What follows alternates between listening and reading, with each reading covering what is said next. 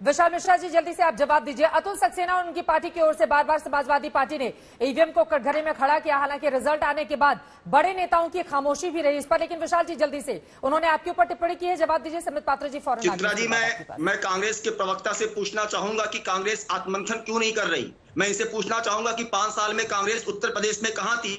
ये जिस ऑक्सीजन से मरने की बात कर रहे हैं, तो क्या इनकी राज्य सरकारों ने यह लिख कर दिया कि इतनी मृत्यु ऑक्सीजन की कमी होने से हुई है? मान लीजिए भारतीय जनता पार्टी की राज्य सरकारों ने जो है नहीं लिख के दिया, तो जहां पर कांग्रेस की सरकार है, तो क्या उनकी राज्य सरकारों ने लिख कर दिया?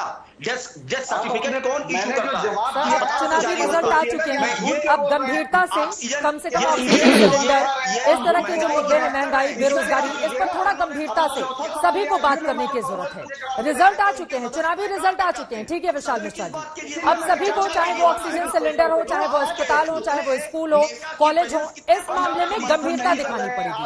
ठीक है, आप लोगों की बात हो गई। समित पात्रा जी, ठीक है। अतुल सक्सेना ने इसके पहले आप पे थी, उस पर जवाब दे दीजिए आप। ठीक है, मुद्दे लेकिन अहम है समित पात्रा जी। प्रचंड जीत आप लोगों को भले मिली हो, लेकिन महंगाई एक बड़ा मुद्दा है उत्तर प्रदेश में। ठीक है सर, ठीक है विशाल जी।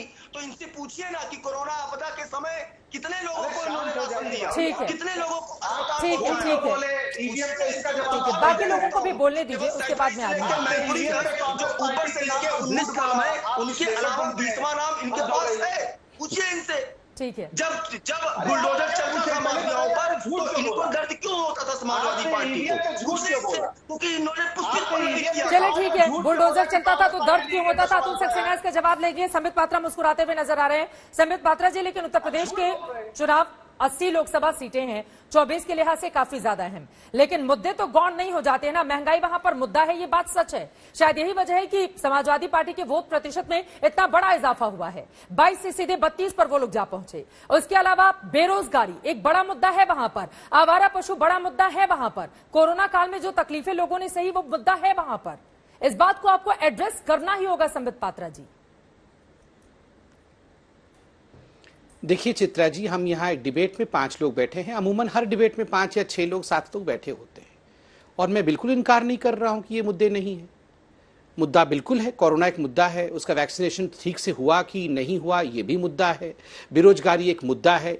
इन्हीं मुद्दों के आधार पर केवल हमारी पार्टी नहीं, जितने भी पार्टी के रिप्रेजेंटेटिव यहाँ बैठे हैं और यहाँ से बाहर जो लोग भी पॉलिटिकल पार्टी के लोग हैं, इन्हीं मुद्दों के आधार पर तो चुनाव हुआ। और जनता जनार्दन है, डिबेट से डिसाइड नहीं होता है। जनता जनार्दन ईवीएम मशीन में जाकर अपने मत को कैद करवाती है और उसी से निर्णय होता है सरकार कौन बनाएगा, किसने इन मुद्दों को अच्छे तरीके से डील किया, किसने हमें निजात दिया इन मुद्दों से। जनता जनार्दन ने प्रचंड बहुमत के साथ एक तरफा वोट दिया है। 2 सीटें आई हैं, केवल 2 सीटें आई हैं कांग्रेस पार्टी की। 399 कैंडिडेट्स लड़ रहे थे, 382 कैंडिडेट्स का जमानत जब्त हो गया। ठीक है, मुद्दा था, मगर जनता को लगा कि महंगाई के मुद्दे पर कांग्रेस पार्टी कुछ भी नहीं कर सकती, तो क्या करे, इनका जमानत जब्त करो। अच्छा, कानून की व्यवस्था में हाँ योगी जी कर सकते हैं, कांग्रेस ना, बिल्कुल कांग्रेस को देखना ही नहीं है, जमानत जब्त करो। जहां तक बेरोजगारी का मुद्दा है, अरे दादी भी बोलती थी गरीबी हटाना है, दादा भी बोलता था गरीबी हटाना है, नाना भी बोलता था गरीबी हटाना है, राहुल बाबा भी बोलते थे गरीबी, सब गरीबी कुछ तो हुआ नहीं, जमानत जब्त करो। ऐसे ही करते करते इन्हीं मुद्दों पे तो जमानत जब्त हुई है, और इन्हीं मुद्दों पर एक निर्णायक और अतुलनीय जीत भारतीय जनता पार्टी को दिया है। हम इसको सॉल्व करेंगे। आप बताइए, कोरोना का विषय बिल्कुल सही कहा, एक जीवन भी पूरे भारतवर्ष में कहीं कोरोना के कारण गई है तो क्या दिल में दर्द नहीं होता है? क्या ये राजनीतिक विषय नहीं है, ये ह्यूमैनिटी का विषय है, दर्द होता है। मोदी जी ने अथक परिश्रम किया है साहब, जो कुछ 15 करोड़ लोगों को 2-2 साल तक मुफ्त राशन देना, तभी माताओं ने उनको आशीर्वाद दिया, साइलेंट वोटर्स। ये जो महिलाएं जिनके घरों में राशन गए, जो वैक्सीन दिया गया, कितने 2-2 वैक्सीन देश में निर्माण हुए, सभी के घरों तक सभी के परिवारजनों को वैक्सीन मिलना, ये कोई छोटा काम है क्या? कितने रिसोर्सेज है इंडिया में, उसके बावजूद मोदी जी ने ये सब कुछ किया ना, और उसी के कारण से ये तपस्या सफल हुआ, लोगों ने आशीर्वाद दिया है। मैं प्लीज कांग्रेस से कहूंगा, आप देखिए, आप चिंतन शिविर मत करिए, हमें आपसे लड़ना नहीं है, आप करिए मंथन, मत करिए, हमें क्या मतलब है, बल्कि आप मंथन नहीं करेंगे तो हमारे लिए अच्छा है। और मैं एक रिक्वेस्ट करूंगा अतुल जी, पंकज जी, देखिए, सबसे बड़े नेता इस देश का मैं तो राहुल गांधी मानता हूं, और मैं आपसे बिल्कुल रिक्वेस्ट करता हूं, हम कितना भी लड़ ले आपके साथ आके, कुछ भी कह दे, हम बुरे लोग हैं, राहुल गांधी को रिप्लेस बिल्कुल मत करिएगा। उनका बना रहना बहुत जरूरी है, देश के लिए अच्छा है, हितकर है, उनको प्लीज बना के रखिएगा, ये रिक्वेस्ट मेरी मान लीजिए। पंकज श्रीवास्तव जी जवाब दीजिए।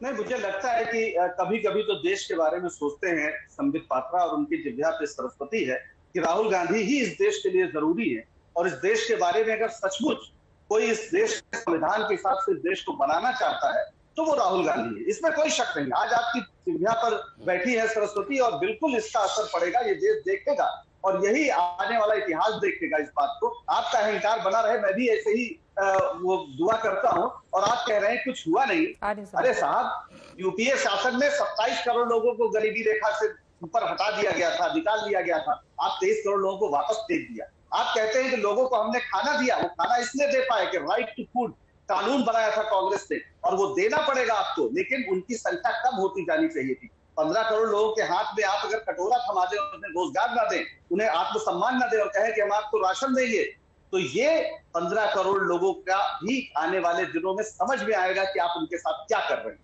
तो इसलिए आपका भी अहंकार बना रहे, मैं बहुत विनम्रता से ये बोलूंगा। और बिल्कुल आपने सही, राहुल गांधी इस देश के आम कांग्रेस नेता के दिलों में है, और इस देश की जनता के दिलों में है, और ये समय भी आएगा। कांग्रेस की मौजूदगी देश भर की विधानसभा में 17% ही है। पंकज, इतना बड़ा ख्वाब आपका कैसे पूरा होगा? अरे हम तो अंग्रेजों के सामने ख्वाब देख लिए जिनका सूरज नहीं डूबता था। ये तो उनसे माफी अंग्रेज थे ना, ये अंग्रेज नहीं है ना, दोनों में तो फर्क है। संबित पात्रा जी, संबित पात्रा जी, अंग्रेजों का सूरज नहीं डूबता था जब हमने ख्वाब देखा था। चलिए ठीक है, बाप रे बाप, ठीक है, ये बहुत महान जीते हैं हम, इसलिए इस पर टिप्पणी नहीं करना चाहते।